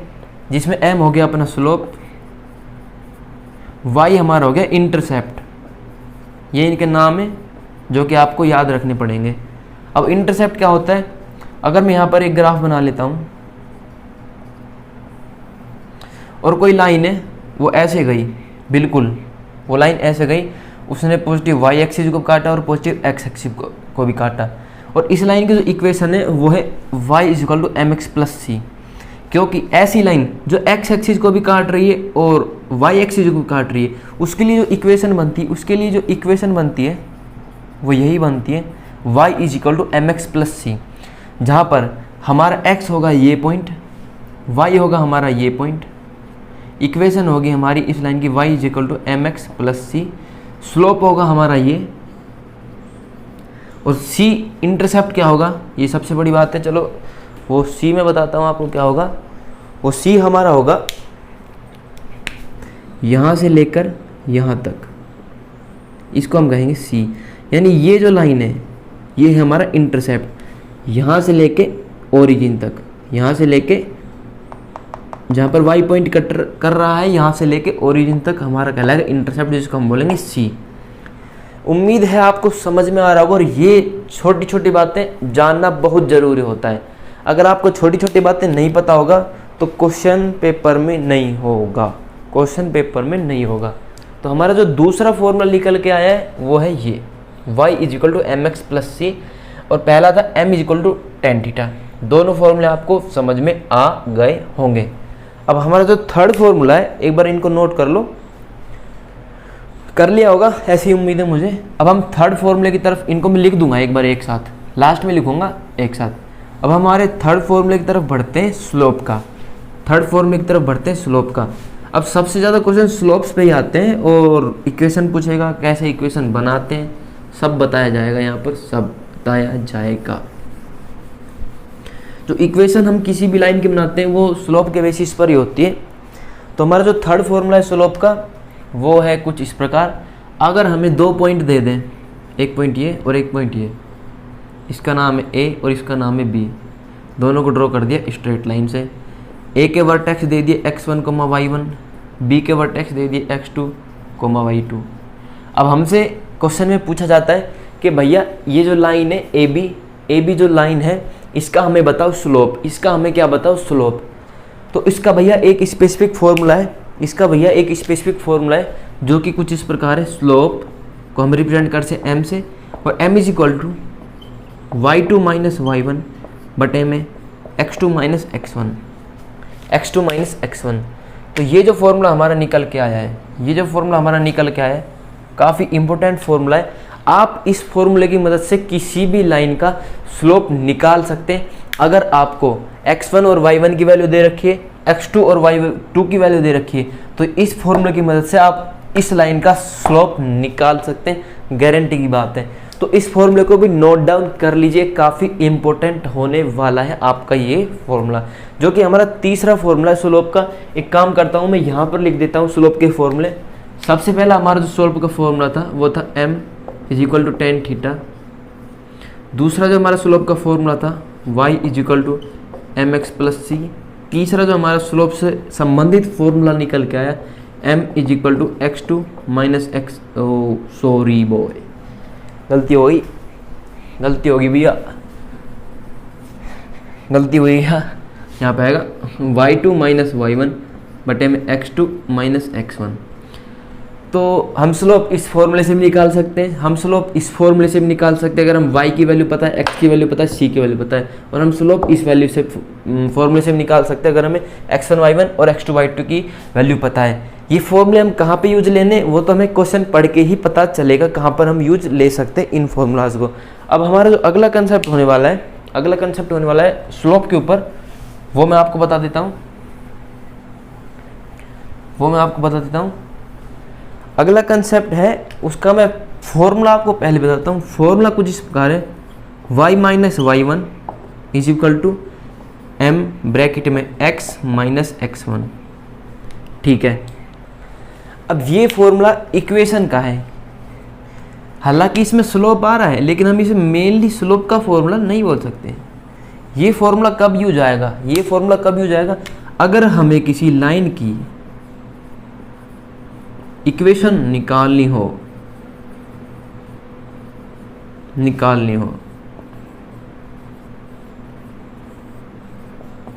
अगर हमें लाइन की, किसी भी लाइन है, जैसे हमसे दे दी ये भैया, ये एक लाइन है ए बी, ठीक है। अब हमसे केवल ए के वर्टेक्सेस दिए x1, y1, और सपोज करो बी पॉइंट है लेकिन वर्टेक्स नहीं दे रखे, या बी पॉइंट है ही नहीं, मतलब वर्टेक्स किसी एक ही पॉइंट के दे रखे हैं x1 y1। अब हमसे ये पूछ लेता है कि इस लाइन की इक्वेशन बताओ, इस लाइन की इक्वेशन बताओ। अब अगर हमें इस लाइन की इक्वेशन निकालनी होगी तो हमें स्लोप पता होना चाहिए, m की वैल्यू। तो क्वेश्चन में हमसे या तो m की वैल्यू दे के रखेगा सबसे पहली चीज़, या फिर हमें पॉइंट b दे के रखेगा जिसकी वैल्यू हमें पता होगी x2, y2। और इस फॉर्मूले की मदद से हम निकाल लेंगे स्लोप, और इस m की वैल्यू को पुट करेंगे यहाँ पर, x1 की वैल्यू को पुट करेंगे यहाँ पर, और y1 की वैल्यू को पुट करेंगे यहाँ पर, जिससे हमारी इक्वेशन निकल के आ जाए किसी भी लाइन की। अभी थोड़ी सी यार गलती होगी मुझसे, मैंने मतलब आपको थोड़ा सा उलझा दिया। तो स्टार्टिंग से बताता हूँ, ये जो फॉर्मूला है ये किसी भी लाइन की इक्वेशन को निकालने का फॉर्मूला है। लाइन की इक्वेशन निकालनी हो तो इस फॉर्मूले का यूज करें। इस फॉर्मूले में हमें क्वेश्चन किस तरीके से पूछेगा वो मैं अभी बताता हूँ। हमें या तो लाइन दे देगा, एक लाइन है और उसमें हमें एक पॉइंट दे देगा, x1 और y1 उसकी वैल्यू है और केवल एक ही पॉइंट की वैल्यू दे रखी है और उस लाइन का स्लोप दे देगा। तब हमसे उस लाइन की इक्वेशन बनवाएगा तो हम डायरेक्ट स्लोप की वैल्यू यहाँ पर पुट कर देंगे। अगर हमें m दे रखा है और x1 और y1 की वैल्यू हमें दे रखी है, पुट कर देंगे और ये x और y ऐसा का ऐसा रहेगा जिससे हमारी इक्वेशन बनेगी। तो अगर मैं एग्जाम्पल ले दूँ, एग्जाम्पल लेना ही पड़ेगा क्योंकि थोड़ा सा कन्फ्यूजिंग हो गया। अब हमें ये क्वेश्चन दे रखा है, केवल ये हमारी लाइन है, इसका स्लोप m है और a पॉइंट दे रखा है, उसके वर्टेक्स x1, y1 है। अब हमें इक्वेशन निकालनी इस पॉइंट की। अगर मैं कहूँ हमसे x1 की वैल्यू दे दी 5 और y1 की वैल्यू दे दी हमसे 8। अब हमें इसकी इक्वेशन निकालनी है और स्लोप की वैल्यू हमसे दे दी 6। ठीक है, तो मैं क्या करूँगा, इस फॉर्मूले को याद करूँगा। अब हमने देखा y minus y1 equal m bracket में x माइनस x1, तो y की वैल्यू तो मतलब इक्वेशन में है ही, तो हम y का y लिख देंगे क्योंकि वैल्यू इसकी कुछ भी है नहीं। माइनस y1 की वैल्यू होगी हमारी 8 इज इक्वल टू m की वैल्यू हमें स्लोप 6 दे रखा है ब्रैकेट में x माइनस x1 की वैल्यू हमारे पास 5। अगर हम इसको सॉल्व करते हैं तो y minus 8 is equal to आ जाएगा 6x माइनस 30। और अगर हम क्या करते हैं, इस 8 को ले जाएंगे उधर और 6x को यहाँ पे ले आएंगे, नहीं 6x माइनस का हमारा प्लस में y is equal to minus 30 और प्लस 8 यानी माइनस का बचेगा हमारे पास 22। तो ये हमारी इक्वेशन निकल के आई है। अगर हम फर्दर इसको माइनस माइनस काट देंगे ये हो जाएगा हमारा माइनस, यानी 6x minus y is equal to 22। दिख रहा है क्या? ओ हल्का सा कट गया। इसको ये जो इक्वेशन दिखी ना आपको, अगर मैं माइनस माइनस काटता हूँ तो यहाँ पर हमारा माइनस आ जाएगा, तो हमारी जो वैल्यू निकल के आएगी 6x minus y is equal to 22। ये हमारी इक्वेशन निकल के आई इस क्वेश्चन की। ये वो केस है जिस केस में हमें केवल एक ही पॉइंट दिया है लेकिन हमें स्लोप की वैल्यू दे रखी है। यानी स्लोप की वैल्यू तो भाई बहुत ज़रूरी पता होना अगर इस फॉर्मूले का यूज करते हैं। और इस फॉर्मूले का यूज हम कब करते हैं, जब हमें किसी भी लाइन की इक्वेशन निकालनी हो। तो मैंने आपको बताया क्योंकि बहुत ज़रूरी था यार इस पर एग्जाम्पल देना। अब मैं आपको नेक्स्ट जो एग्जाम्पल लेके बताता हूँ वो मैं कुछ इस तरह का बताऊँ कि हमें m की वैल्यू नहीं पता है, m की वैल्यू नहीं पता है। जैसे कि अपना यही क्वेश्चन है, ठीक है, हमारा क्वेश्चन तो यही है लेकिन हमें एक पॉइंट और दे दिया इसमें b, जिसकी वैल्यू हमसे दे दी x2, y2। अगर मैं x2 की वैल्यू लेके चलता हूँ 7 और y2 की वैल्यू लेके चलता हूँ मैं 3। ठीक है, अब हमें से क्वेश्चन कहता है एक लाइन है जिसमें पॉइंट है 2 a और b, a की वैल्यू है 5 और 8 और b की जो वर्टेक्स की वैल्यू x2 y2 की वो है 7 और 3। अब हमें इसकी इक्वेशन बनानी है। तो जैसे ही हम क्वेश्चन में देखते हैं इक्वेशन बनानी तो हमें याद आता है ये formula y minus y1 is equal to m bracket में x माइनस x1। अब हमें क्या करना है इक्वेशन बनाने के लिए, हमें एक तो y1 की वैल्यू चाहिए होती है, एक हमें x1 की वैल्यू चाहिए होती है और एक हमें स्लोप की। अगर हमें किसी भी लाइन की इक्वेशन बनानी इस फॉर्मूले की मदद से हमें केवल 3 वैल्यू की ज़रूरत है, y1 की, x1 की और m की। x और y ऐसे के ऐसे ही रहेंगे क्योंकि यही तो हमें मतलब इक्वेशन बना के देंगे यार, वेरिएबल है ना ये बिल्कुल। तो अब हमने देखा यहाँ पर हमें स्लोप नहीं दे रखा है क्वेश्चन में, तो हमें स्लोप निकालना है। हम स्लोप निकालेंगे इस फॉर्मूले की मदद से। अगर हम इस फॉर्मूले को लिखते हैं यहाँ पर m is equal to y2 minus y1 is equal to x2 minus x1। Solve करते हैं, y2 की वैल्यू हमारे पास 7 माइनस y1 की वैल्यू y2 की वैल्यू हमारे पास 3, y1 की वैल्यू हमारे पास 8 बटे में x2 की वैल्यू हमारे पास 7 माइनस x1 की वैल्यू 5। अगर हम सॉल्व करते हैं तो उत्तर हमारा -5/2 आता है स्लोप का फॉर्मूला। स्लोप की वैल्यू आ गई तो यहाँ पर हम पुट कर देते हैं y माइनस y1 की वैल्यू हमारी 8 इक्वल टू स्लोप की वैल्यू हमारी -5/2 ब्रैकेट में x माइनस x1 की वैल्यू हमारे पास 5। अगर हम इसको सॉल्व करते हैं तो हम क्या करेंगे, इस 2 को उठाओ यहाँ पर मल्टीप्लाई कर दो, यानी 2y माइनस में 16 इज इक्वल टू -5x और -5 इंटू -5 इज इक्वल टू +25। ठीक है, क्या करेंगे इस x को ले आएंगे यहाँ पर, यानी 5x प्लस में 2y इज इक्वल टू 16 को ले जाएंगे वहाँ पर। जो कि प्लस का हो जाएगा, और 25 और 16 जोड़ेंगे 35 और 35 41, 41 आ जाएगा हमारा आंसर। ये हमारी इक्वेशन निकल के आई है 5x + 2y = 41। ये हमारी इस क्वेश्चन की इक्वेशन निकल के आई है। तो अब आपको पता चल गया होगा कि इक्वेशन के बेसिस पे केवल 2 ही टाइप के क्वेश्चन पूछे जाएंगे। एग्जाम्पल के रूप में मैंने आपको बता दिया है, अच्छे से समझ लो। अब यहाँ पर स्लोप का भी खेल खत्म सा ही हो चुका है, स्लोप का खेल खत्म हो चुका है। अब मैं कोने में ही लिख देता हूँ स्लोप का ही फॉर्मूला, जो कि काफ़ी इंपॉर्टेंट है। मतलब इसमें स्लोप का ही रोल है यार, एक तरीके से देखें तो हम। अब स्लोप का केवल एक हिस्सा बचा है जो कि काफ़ी इंपॉर्टेंट है। इस फॉर्मूले को हम यहाँ पर लिख देते हैं, y - y1 = m ब्रैकेट में x - x1। अब मैं यहाँ पर रेड मार्कर से टिक लगा देता हूँ। हमें वैल्यू किस किस की चाहिए होती है? y1 की वैल्यू चाहिए होती, m की वैल्यू चाहिए होती और x1 की वैल्यू चाहिए होती। m की वैल्यू नहीं है तो निकालेंगे इस फॉर्मूले से, ये हमें ध्यान रखना है।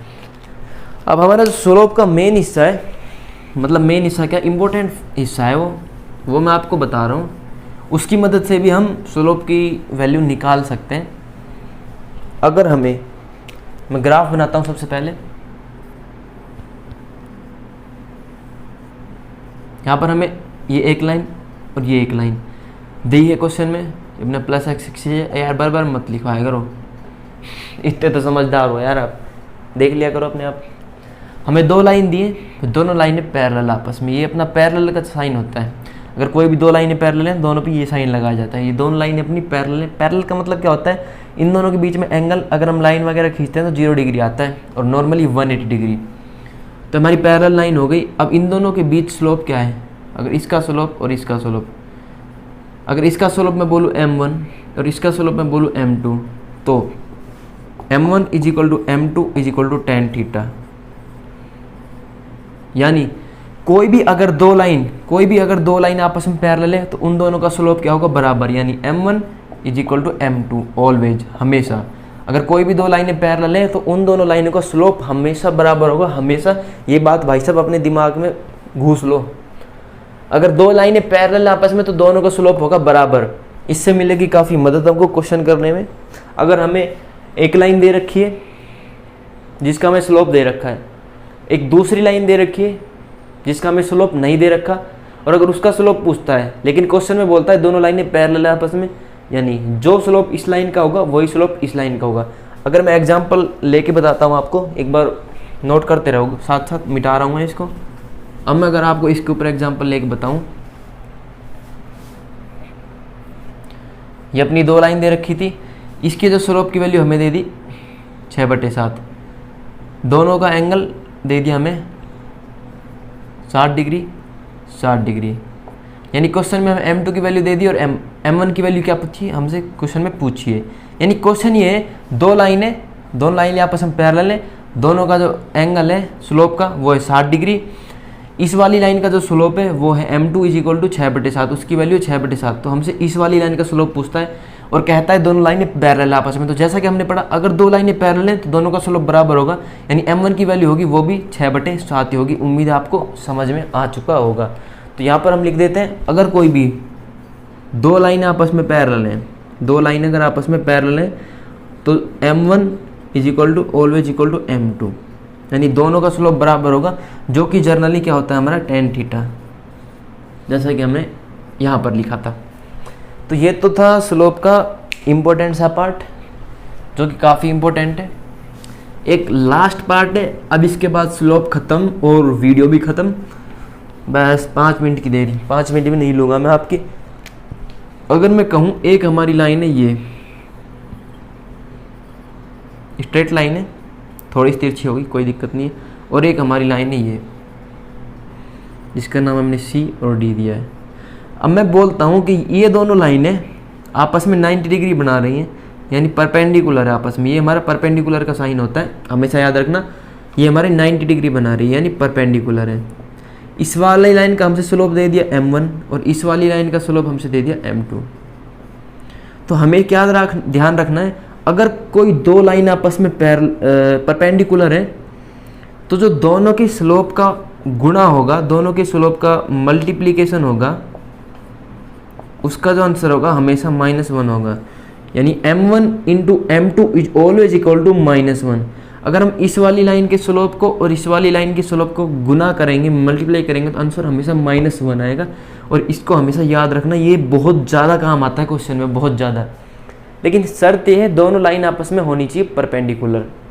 अगर हमसे क्वेश्चन में बोल देता कि इसका स्लोप है 6/7, इस वाली लाइन का, इसका स्लोप बताओ, कैसे बताएंगे? अब हमसे m1 की वैल्यू तो दे रखी है 6/7, गुणा में m2 की वैल्यू हमसे पूछिए इक्वल टू -1 कर देंगे। अब क्या करेंगे, m2 है तो 7 इधर चल जाएगा और 6 नीचे आ जाएगा, यानी m2 इक्वल टू आ जाएगा -7/6। ये हमारा आंसर निकल के आ चुका है। इस तरीके से हम इस क्वेश्चन को यूज करेंगे।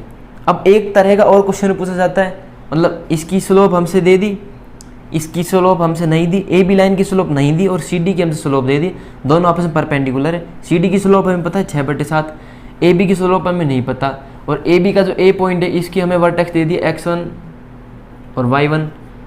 x1 की वैल्यू दे दी हमसे 6 और y1 की वैल्यू दे दी हमसे 9, 6 और 9, ठीक है। अब हमसे इस ए बी लाइन की इक्वेशन पूछ ली, इक्वेशन निकालने के लिए हम लगाएंगे ये वाला फॉर्मूला, लेकिन अब हमें पता है x1 की वैल्यू भी हमारे पास है और y1 की वैल्यू भी हमारे पास है, जो कि ये 6 और 9। अब हमें m की वैल्यू निकालनी है, तो m की वैल्यू कैसे निकालेंगे हम? इस फॉर्मूले से, m1 × m2 इक्वल टू -1 है, तो m1 की वैल्यू पुट कर देंगे हम 6/7 गुणा में m2 इक्वल टू -1, तो m2 इक्वल टू -7/6 आ जाएगा।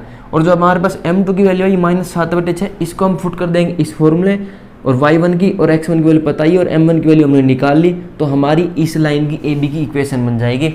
इससे बढ़ के कोई भी क्वेश्चन नहीं पूछा जाएगा। अभी मैं थोड़ा जल्दी बता रहा हूँ, प्रैक्टिस वाली वीडियो में भाई साहब एकदम डीप लेवल जो आप कहोगे वो। कमेंट करके जरूर बताना आपको किस टॉपिक में ज़्यादा समस्या आई है, उसके मैं अच्छे क्वेश्चन निकाल के रखूँगा और उस पर वीडियो बनाऊँगा। और अगर आपको हमारी वीडियो पसंद आई और नहीं भी आई हो तो दोस्तों चैनल को कर लीजिए सब्सक्राइब, ऐसी इंटरेस्टिंग मैथ्स की वीडियो देखने के लिए। धन्यवाद दोस्तों, जय हिंद, जय भारत।